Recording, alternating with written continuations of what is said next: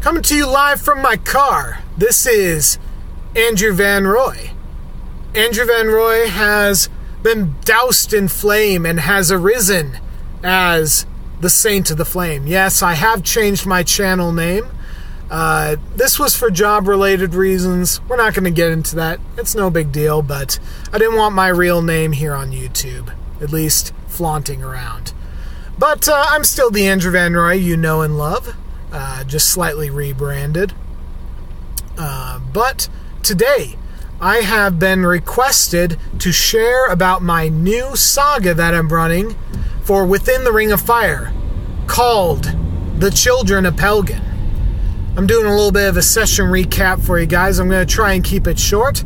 If you are a player in my game, you best get your ass off here right now, because I'm going to be probably spoiling some stuff on here. So if Joe, Jessica, Travis, Oren, or Rick are on here, get your ass off. Anyway, for the rest of you, let's talk about my session. It went very well, I think. There were some... These players I have did very well. Again, all things considered, they are brand new to immersive style of games. So I'm just kind of showing them the ropes, teaching them what I can. It's been interesting. I've never had to teach players quite like this before. But let's get into the actual session and how it went. So, let's introduce our players. We have Jessica. Jessica is playing Vana. The saga, just to get into what the saga is about, the saga revolves around a new tribe of humans. For the big themes in this campaign, I wanted to introduce them to the game slowly. I wanted to introduce them to the system slowly. I wanted to introduce them to the settings slowly. So, they are playing a new tribe of humans. Only 16 years, not sure how many cycles that is, but 16 years have passed since the tribe was created. So we're going a little bit back in time from when the standard default Within the Ring of Fire normally starts, but that's okay. They are playing members of the tribe of Nox, the tribe of Silver, created on the Day of Silver. So, right off the bat, that's kind of an interesting premise. It's going to mean that they're going to be exploring the world slowly, learning things as their characters do about the world. They have very little in-character or out-of-character knowledge about the world. So it's very exciting to share this with them, go on this journey with them. So, we start deep beneath the surface, in the belly of Tahul. We have our players, who are the eldest of their tribe, at least at the moment, other than Nox and the wives themselves. They are playing. We have Jessica playing Vana. Vana, the naive girl of the tribe, the idealist, the one who believes there is good in everything. Well, she shall soon learn a thing or two about what the world is really like. But Vana, Jessica knocked it out of the park in this session, and we'll get into that. She's playing the naive kind of girl, learning about the world. A worshiper of Sen, interestingly enough. We also have Rick. Rick is playing Archer Nox. And Archer is, he's kind of a prankster, causing problems, but he's also very innovative, very inventive. Another very interesting character, like the way he's going so far. We have Joe. Joe is playing Karkith Nox. And Karkith is more or less, he's the one who is a leader. he's a leader, but at the same time, he represents a lot of things that are very Pelgan, but he's not actually a worshiper of Pelgan, interestingly enough. He's all about, he's very loyal to his tribe, but at the same time, he also wishes to see it grow and expand, and is very brave and brash. So that's who Joe's playing. Travis is playing Voss Knox. And Voss is a scarred individual. Early on in his childhood, he went too far. He went too far outside the village, and he was badly mauled by a creature and lost an eye. So he is scarred by this experience, and where once he used to be a very attractive man, a very attractive person, he is now no longer these things. So, that's Voss. And last, we have Oren. Oren is playing... oh geez, why am I forgetting? Isaac Knox. And Isaac is the storyteller. He is the charisma magnet. He is... he's all these things, but he's also very lazy. He comes from the black... so there's of course several wives, 7 wives of Knox. 2 are dead. However, one of these wives, Hara Knox, is his mother, and all of the children of Hara, including Isaac, are kind of the black sheep of this particular tribe. They are they cause problems, and his problem is that he's lazy. He's a layabout. He doesn't do a lot of work, but he's able to manipulate people into doing work for him. I love him. He's a great character so far. So anyway, we are introduced to these characters. We started with Vanna. Vanna awakes from a dream of a past life. She doesn't know this, of course, yet, but she has the trait déjà vu. So she has memories of a past life. She has a strong soul, but she doesn't understand what's really going on. She doesn't understand what these memories are and what they mean. So she had a dream of sharp teeth on her neck. That's all she remembers. And what she doesn't know is that it's really the Sarush she's remembering. She, in her past life, she was actually a very powerful, noble woman, but a Nergali noblewoman. Of course, the Nergali once had a great and powerful empire that spanned across Kavega Thale, particularly in the southern part of Kavega Thale. But she was a noblewoman, and she was very powerful, very ambitious.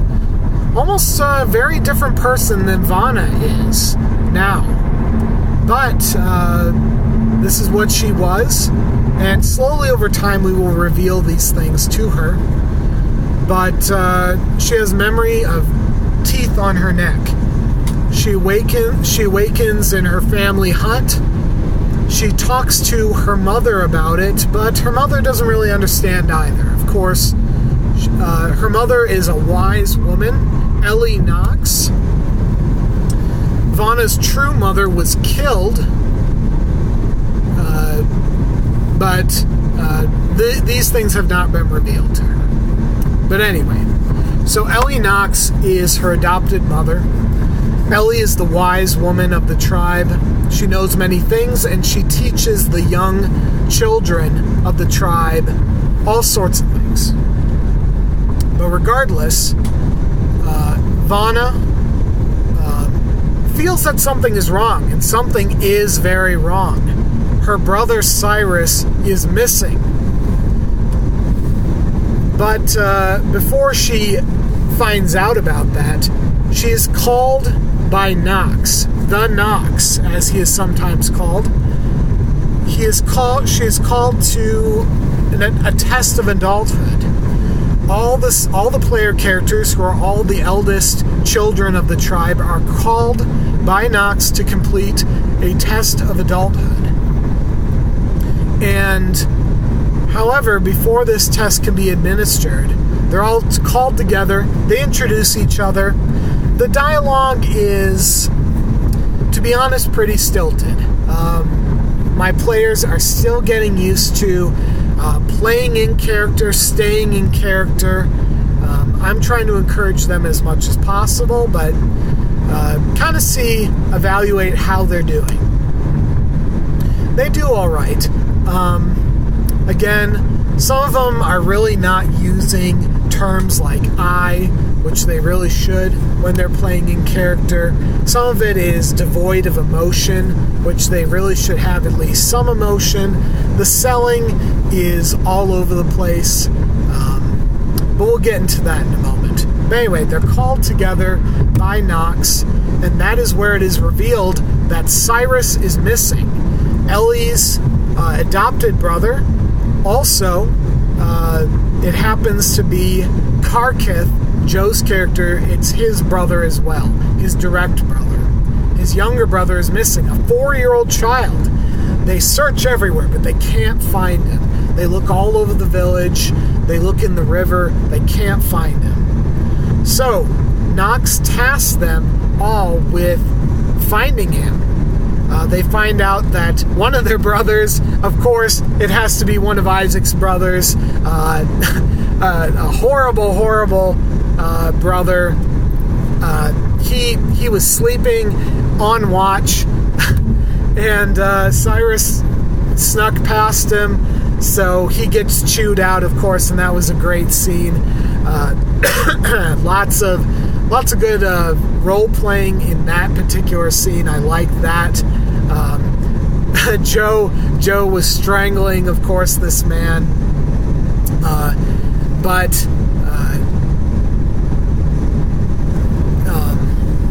however, one of the player characters stepped in to save his life. But Karkith has a bit of a temper, so of course that would happen. That was good role playing. I like that scene. But anyway, they travel down.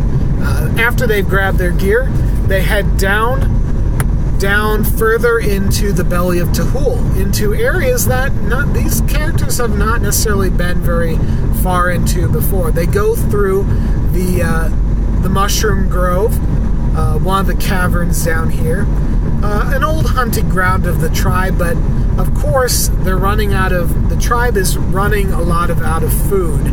They've hunted this region thoroughly before.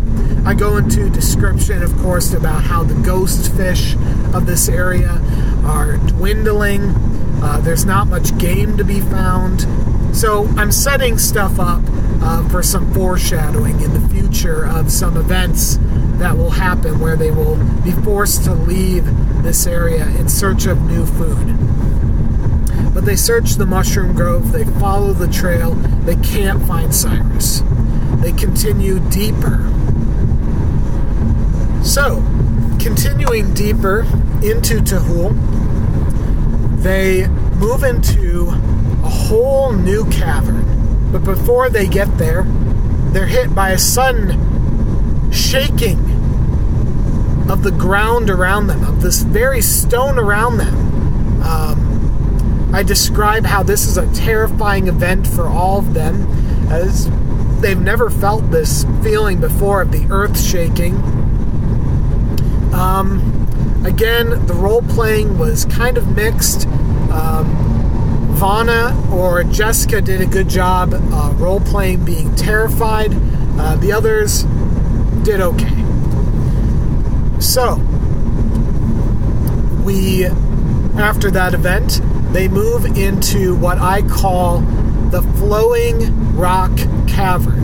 And I call it this because it almost appears that in this particular cavern, the rock itself looks like at one time it flowed like water. So The pillars are all flowing in a very strange kind of manner, not in a straight up and down way, but almost flowing side to side. The ceiling in this area is so high that they can almost barely see it, and I described the terror that grips them of seeing this new area where they can barely see the ceiling. A bit of that I believe it's acrophobia, where a fear of open spaces grips them. It's, these people have lived in a cavern, in a small, tight cavern their entire lives. Being exposed to such a large area is maybe a little bit terrifying for them. So I tried to put that across to them. Not a whole lot of selling coming from them. A little disappointed. But anyway, so they move into this cavern. They see giant growing mushrooms that provide the light in here. So they move in, and they notice something a little bit strange. The tracks of Cyrus change a bit. The air becomes very cold, and they notice that something was chasing after Cyrus, or something after his tracks. They pick up the pace. Cyrus is in danger, and they find Cyrus curled up in a ball, surrounded by giant hairy beasts, somewhere between a combination I described to them, very similar to a pig and a bear. A pig, basically a boar that's the size of a bear, but with large claws like a bear would, and huge tusks. I give them that terrifying feeling, and I reveal to Voss, who has been mauled horribly by a beast, that these creatures were in fact the ones that scarred him so badly all those many years ago when he was a child. I was disappointed. Travis didn't step up to the plate, didn't sell that for me at all, didn't act very scared. We're going to need to work on that. So, however, so they, it's not just Cyrus there. There is a group of creatures that surround Cyrus that are being cornered by these large beasts. And these creatures, I don't, of course, reveal the names, but I describe it to them. These are almost snapping turtle-like faces to these creatures, with large frills on their side. They stand squat and pot-bellied. They have silver scales and eye colors that are unusual, black and silver and red as well. These creatures, of course, are Chthon, and these creatures are the Chthon are surrounded by these bear pig-like creatures, and they are not so much exactly protecting this child. They're, of course, very cowardly, but they are surrounded, so they're going to do what they can to protect themselves.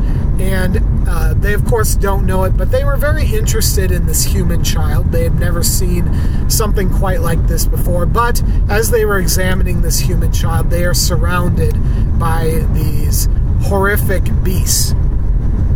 So, the player characters are revealed this information, and the beasts attack, or rather, the player characters attack the beasts at the same time. Combat ensued.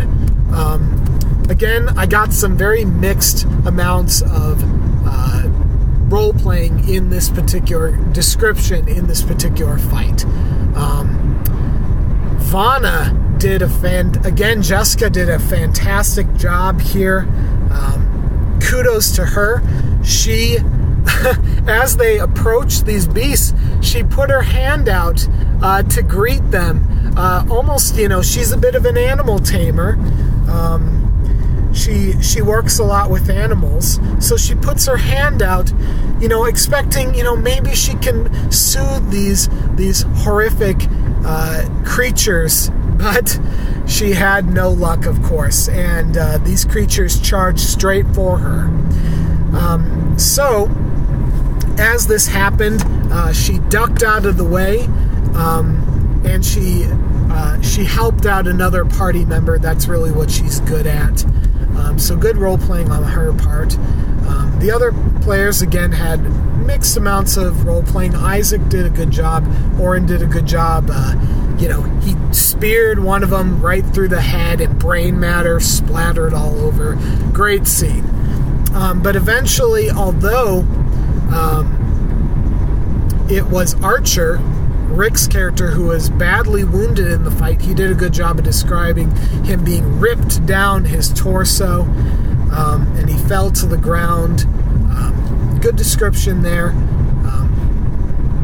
We kind of learned the system. They seemed to like the system. It went very fast, fluidly, probably better than any combat system I've run so far. They've really picked up the system quickly, which is fantastic. It took no more than 5-10 minutes to get it all figured out. So by next time we play, I don't expect there to be really almost any reminders about how to play. The air system is a good system to play with. So, they defeat these creatures. One of them managed to get away, of course, which is fine. And we had another great scene where there's kind of this awkward moment, of course, because they see the Chthon. They have no idea what these things are. They're trying to determine, are they intelligent? Are these other beasts trying to kill Cyrus? And they notice them communicating together. They notice them, talking as a group in some other language they've never heard before, in a very strange manner. And this was probably some of the best role-playing happened on this scene. Some of the players really stepped up and tried to talk to him. Kudos to Travis, brought back his game a little bit, started talking to these creatures, or trying to. Didn't get a huge amount out of them, but they discovered that these Chthon are able to, they seem to know the names of divinities. At least they have that in common. Some of the words were similar. So, they were all very interested in the Chthon. This was the first intelligent race they've ever found. They've never seen other humans before. This is their first exposure group of sapient beings. So, that was a good scene. Really liked it. Came through very well. And some other things were revealed. They took a look at Archer's staff. Archer has a magical staff that he had managed to find while he was exploring the caverns earlier in his childhood. And he knows nothing about it. He doesn't know how it works. He doesn't know really anything about it other than its description, which he gave me as a player. So this the turtle men, as they have called them, the turtle people, as the players have called them, seem very interested in the staff. But they, of course, always seemed very interesting in this group of whatever they are. They didn't know the name of Pelgan, but they did know the name of Morgul. They knew the name of Tahul as well. So, that, of course, they were very... the group was very tired after the fight. They did a fairly good job at role-playing how tired they were, with some prompting from me. They, showed how tired they were. Archer, Rick's character, showed, how wounded he was. Vanna came in and was putting on moss to try to heal him. That was a good scene. But that was more or less where the session ended. The last scene is they basically camped outside to catch their breath. And we'll kind of see what happens. There's a lot of interesting stuff that might happen next session. But they're going to return, of course, to the village. And will they bring the turtle people with them, the Chthon? We'll just have to kind of see about that. Will they learn about, will Archer learn about his staff? What will Cyrus reveal? It'll be pretty interesting. And they might be bringing something that they are unaware of with them back to camp. For these creatures, these bear-like creatures, are actually creations of Azidahaka, the divinity of disease and plague. So they might unintentionally be bringing disease with them. So that shall be very interesting. I apologize for that. Let's continue. So, what did I think? I thought the players did okay. It wasn't as bad as I feared it was going to be, but it wasn't quite as good as I hoped. So, what I'm trying to do is I've been sitting down and giving a little bit of feedback. Nothing too invasive. Trying to be as polite as I can about it. Giving them some constructive feedback. I already gave Rick some good feedback. He reacted well to it. Some of the players are definitely weaker than others. I thought that Travis has demonstrated some good role-playing in the past, but maybe it wasn't quite as good as it could have been this session. Maybe he was more tired. He was nodding off a little bit, so maybe that was what was going on. He was a little tired. Didn't get almost any role-playing out of him. Jessica, as I said, definitely, in my opinion, MVP of this session. Kudos to her. Surprising, because she's actually the newest of the players. Rick did okay. Definitely could see some improvement from him. Has some great ideas, but the role playing was a little bit weak at times. Oren did well. He did good with his character Isaac. Some improvements could have been made to his descriptions. Some improvements to his role-playing. He probably had the best in-character role-playing out of all of the group. So that was good. But what else? So, also saw some good stuff out of Joe. Again, could improve his role-playing. He's given me a lot of ideas to help me out, though, so that's been good.